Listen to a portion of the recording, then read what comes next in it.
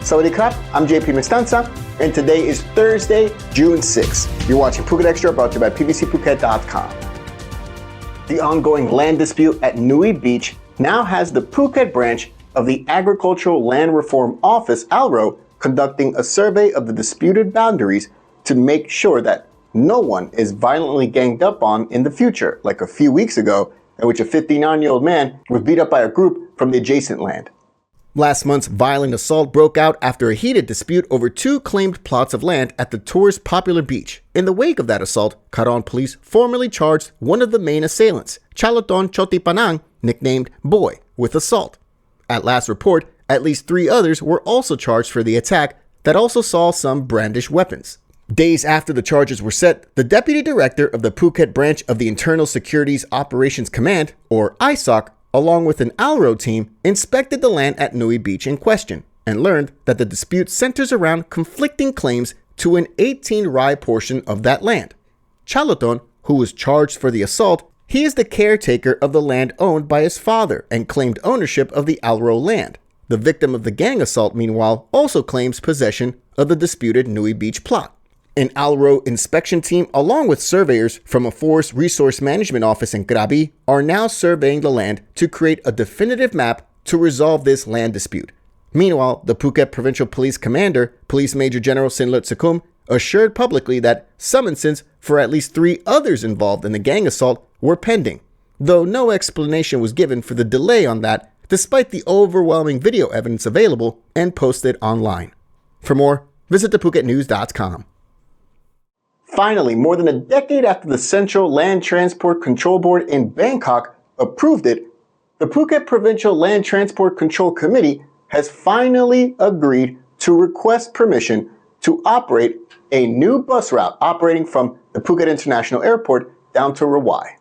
The Central Land Transport Control Board is the agency that approves all public transport services in Thailand, and they approved this specific plan back in August 2012.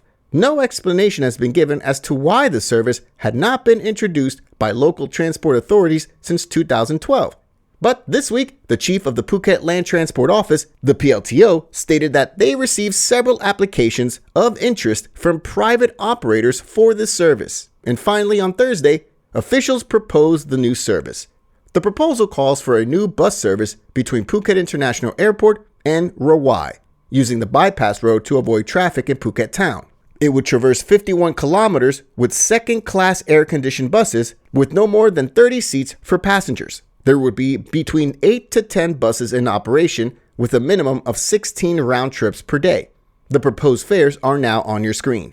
The PLTO chief, Achabuachan, on Thursday, by no small coincidence, also attended a meeting at the Dara Hotel to meet with land transport officials, described as the first small group meeting of the data analysis study project regarding traveling by public transport.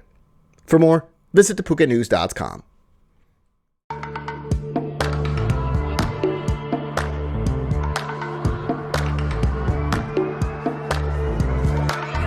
I was sure that it'll be easier to clear you from my mind. I wish you fall out from the window, take a bad trip to the ground. Ooh. And bring the pleasure, see your pressure just before you break a bone. Phuket is one of 5 areas nationwide being looked at by officials to house the first official casino/entertainment complex. But because casinos are illegal in the kingdom, a study is being done by the Finance Ministry on what draft laws would be needed to actually allow and build it. Well, the Prime Minister is ordering them to expedite that study. The government has been looking at building a casino for some time now, but they've included it in a plan called the Integrated Entertainment Complex, whereby a casino would only occupy, reportedly, 5% of the usable space. Still, casinos are illegal in Thailand, which is why the Finance Ministry has been preparing studies on what new legislation and regulations would be required to regulate these entertainment complexes. A similar report had already been done by the House Committee, which said that in its first year alone, this type of entertainment complex/casino would generate at least 12 billion baht in income tax. The study is now being expedited on orders of Prime Minister Seta Tawisin, who believes that Thailand would welcome the income generated by such a project.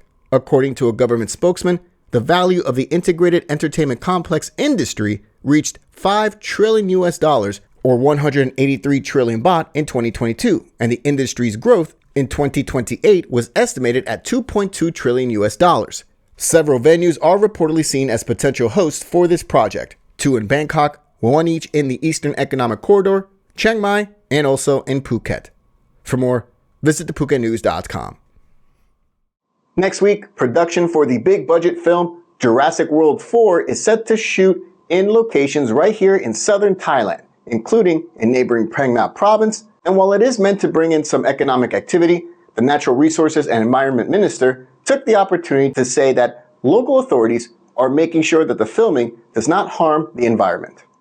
The Bangkok-based company Pestin Film Company Limited is coordinating the production of Jurassic World 4 in Thailand, and they've been permitted to shoot the film from June 13th to June 16th, including at 3 national parks, 1 in Trang, 1 in Krabi, and 1 in Phang Nga province, though it is believed that shooting could take longer. The production is taking advantage of a government incentive program for films from abroad and includes a 20% rebate on international productions that invest more than 100 million baht in Thailand. Waito Waterfall within the Khao Phanom Bencha National Park in Krabi province is set to see the bulk of the shooting, with about 3 to 5 days scheduled there. Meanwhile, the Director General of the Department of Natural Resources, Wildlife, and Plant Conservation says filming will be supervised by national parks chiefs and that it must not get in the way of park visitors. For more, visit thephuket.news.com. We really appreciate you joining us today on Phuket Extra, brought to you by pbcphuket.com. We'll see you again tomorrow. Until then, stay classy, Phuket. Phuket's rapid modernization has made it one of the world's premier holiday destinations. Investors can still buy quality condominiums for as low as $75,000, and luxury properties can go all the way up to 20 million.